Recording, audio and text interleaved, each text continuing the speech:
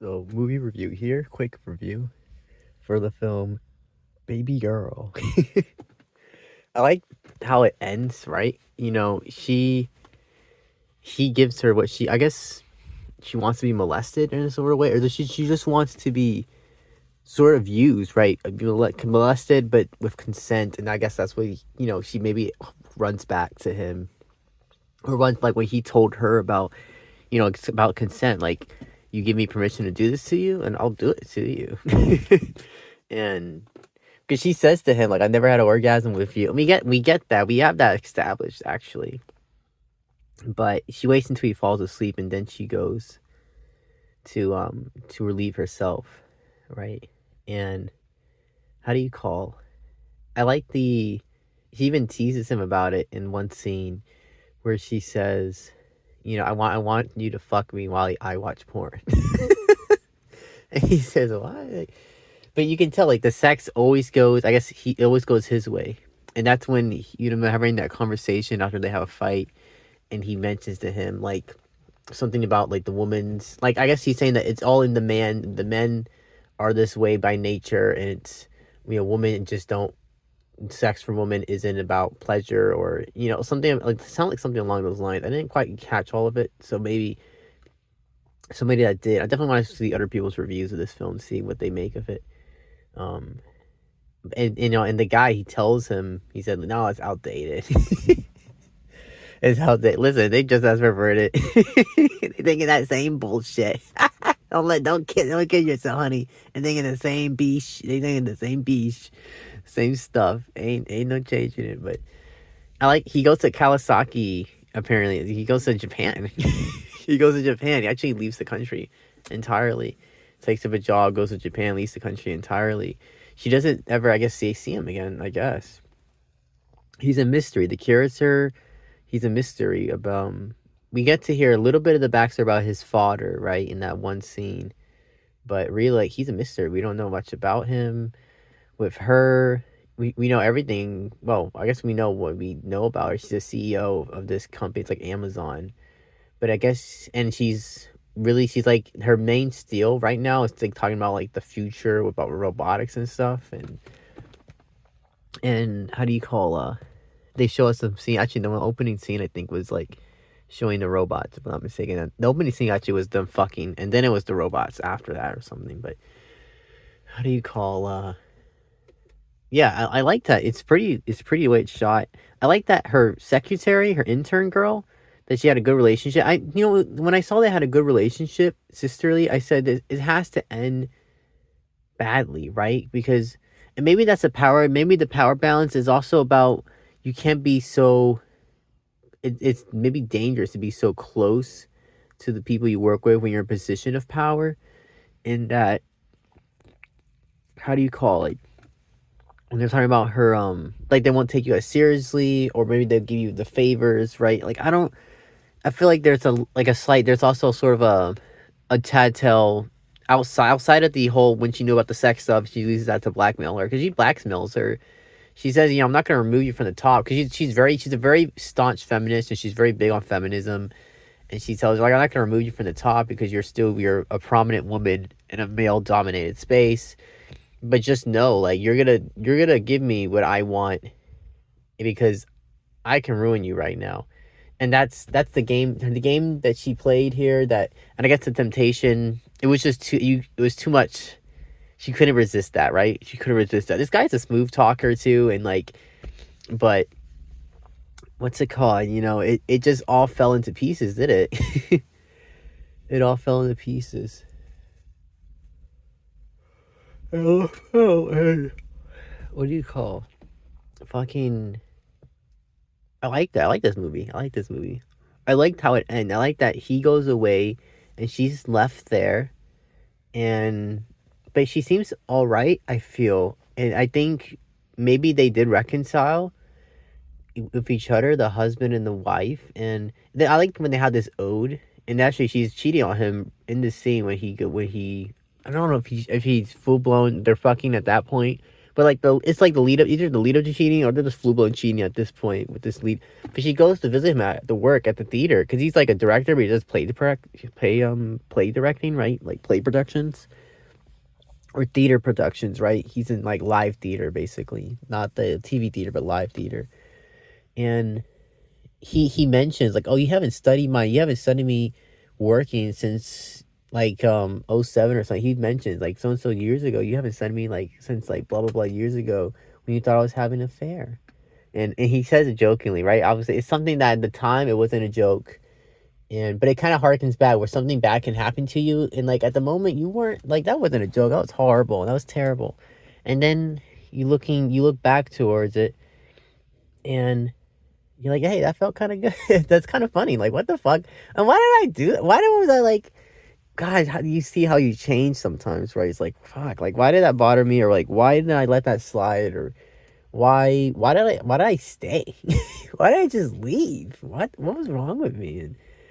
But no, it's, that was like, I like that. She blackmails, and he blackmails her. Like, he actually really gets under her skin. He really gets under her skin, and she's nervous because, it does hit her. Like, this kid's right, actually. She can, because he says, and it wasn't even that he was going to say that. He mentioned, I'm going to transfer over to a different department. I don't feel like I can really work with you anymore. I guess they were both getting each other, and I like that we have signs of him being immature, I guess, or like him when he starts yelling in the car, ah! And she's like, okay. Because I don't think I like that scene. I like that scene because it makes you like, he's still human and he's still flawed and he's not perfect either. And he's also like, has like, they both lose themselves sort of. But no, he says that to her. Oh my God, what was it? Because, yeah, she said he said he wants to leave to a different department within the company or something. She says you can't do that because they're going to ask, why? Well, why do you want to leave? You can't just, when we actually transfer, obviously you're going to give a reason. And he said, like, they're going to ask, and then they're going to come to me, and then it's going to come out like, oh, something happened with this. It was then when that, and I guess, I'm not sure, I guess maybe his mystery, or something about him was attractive to her. She was, but like I think it's like vice versa. Like they both were attracted to each other. I feel he was attracted to her, and she was attracted to him, wasn't it? And because even like she finds his tie on the ground, and she puts it in her mouth. She's sniffing it, and it's like it's definitely something that like it looks weird, right, to see it on film, but that's like normal. Like people do that. A lot of people, there's probably a lot of people that probably do a lot of the fantasy stuff. It's a fantasy a lot of times that they have it. Maybe the porn that she sees in the beginning is sort of a callback to what her fantasy is, which I guess is being dominated as sort of like baby girl, like this daddy, this dominating figure. She's a woman in dominance and a dominating, and she exercises. We see when she exercises against Sebastian because he comes in the office.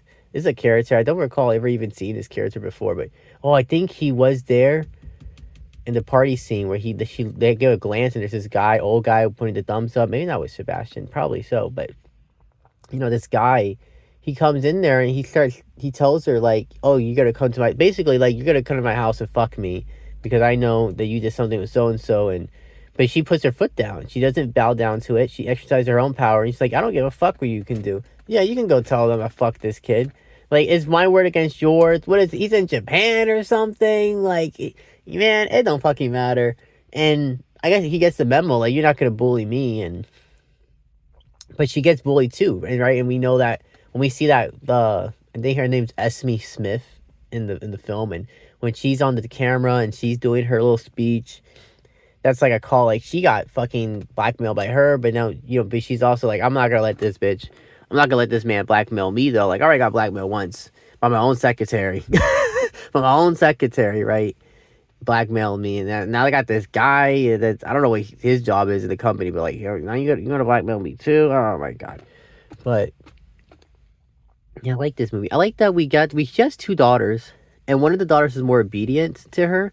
I guess maybe they look at they're almost about the same age, but we don't get much scenes with that one daughter. And it feels maybe it's a missed opportunity, or maybe we just didn't need, because we only get with the lesbian daughter. It's the only daughter that, I guess, what brings more character, right? Because of her rebellion, she has more of a and we see her a bit more, and her mom, like, she sees that her mom comes home late and she's sweaty and stuff, and she's crying, and so we know something happened between her and Mary. But mind you, she did cheat on Mary. She did cheat on Mary, and we learned later in the film that, oh, Mary forgave me for the cheating, for the infidelity, right? I like when the mom catches her cheating, and she just says to her, like, "What about Mary? I thought you were in love with Mary." And she says, "I do love Mary, but I was just having some fun with Astasia. I think it was her name. Her name was Astasia or something like that. But I was just having some fun, with this person. But I do love Mary." And the family, they meet Mary actually in the film. There's a scene where they meet her, and they're like, "Hey, we like her. She's pretty cool. I like that girl. It's so nice that she found someone like her." But it's also kind of sad when you see that scene. It's like, oh, but she cheated on Mary, and in that one scene when she's crying, I guess Mary, they had the little rough patch where she said, "Oh my God, I gotta leave," and blah blah. But she came back to her. They reconciled, and we see in this film, I guess they reconciled as well. He says to her, "I don't want a girlfriend," and she's like, "Yeah, right, okay," because I'm not, we're not dating, right? They're not dating. I guess it's purely sexual, the relationship, for sexual or like a psychological sort of, it's sex on all elements, right? Physical, but also psychological in this movie. But yeah, I guess they're not, because, like, and I'll agree, I guess we're not girlfriend and boyfriend. I'm not dating you. And I guess his girlfriend actually is the secretary, because he does get with the secretary, and she gets upset by this, actually. And that's in the scene where the daughter has a party, and, she's hitting him, and it's like a raw reaction right now where she's hitting him, and she's like, "But I don't, you're mine, you belong to me. I don't want you with other girls." She's jealous, and she expresses that kind of rawly to him, like in a raw way, in a raw state, like, "What the fuck, you come with this bitch, you dating her, you fucking her, you doing the same thing you do to me with her." And maybe he's lying, or maybe he's telling the truth. I want to think he's telling the truth, and he tells her, like, "No, I love you guys differently, right? What I do with you, I don't do with her, and vice versa." And I like that scene when they went in the hotel room, the suite. It was like the fancy one, like, and the guy said, like, "Wow, there's a fucking living room in here." It's a suite. It's basically an apartment. The suite. What is a suite? Like an apartment. You get an apartment in a hotel for like the day or whatever the fuck, and because she's rich and she can just like splurge money like that, and it's New York, so it had to be crazy expensive. What the fuck? And we're like Manhattan too. But what do you call what was I thinking of in my head? I was thinking of something. Oh my God, what was I thinking of? I was trying to think, and I had it, and I'm kind of losing it right now. I'm trying to find it. She tells, like, "Hey, take off your panties," and the way you can see by her body, like, I love the acting here. I love her. I think it's Nicole Kidman's the actress. But I love how she acts is when she takes them off, she crumples them up in her hands, and how when he tells her to spread her legs, she she does almost like a good, like, she doesn't spread them all the way openly, just, hey, flaunting. Because she does a spread, and she's putting her hands there, and she's nervous and fidgety. And this is after she's like, and he tells her, like, okay, next take off the dress so I can see better, and she's like, "I don't really want to do that." I don't want to do I don't want to do this. But he said, "Well, listen, but you're going to do it anyway, right? You're going to do it even though you don't want to." And she, when she says, "Yeah, actually I am." And then he has this scene where he's dancing. I like how we came at first, and it seemed like she was nervous, and he was like in this power control with her.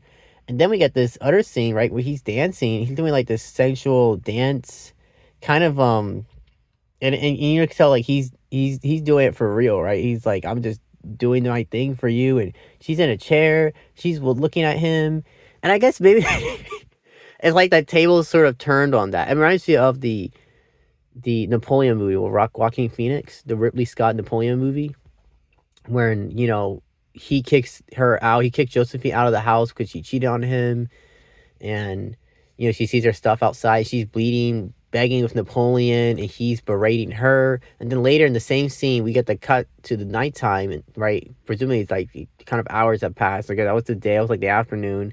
Then we cut down to nighttime, and then she's like berating him. Actually, it's the opposite. Then she's berating him, And it kind of reminded me of that. The same scene that we got in this film was like that other scene where like one party takes immediately, they have their effective when they're like berating, and then it flips, and then we get the other side where the person who's being berated is now berating the other person. And I don't know, I just thought like, okay, that's kind of funny, and maybe a nice little play on the psychology, because the part of the movie, right, this movie is like psychological kind of twist of these kind of relationships, I guess. But yeah, I liked this film. I liked it, enjoyed it very much. Baby Girl, and I can't wait to see the other ones. The Unknown, Nosferatu. I think that's it. Maybe I'll see the other boxing championship movie. That one's a little lower on the list though, and then of course Mufasa. But those ones are a little lower on the list. I definitely want to see the other two pronto when I get the chance. But that's my review. Thank you for listening.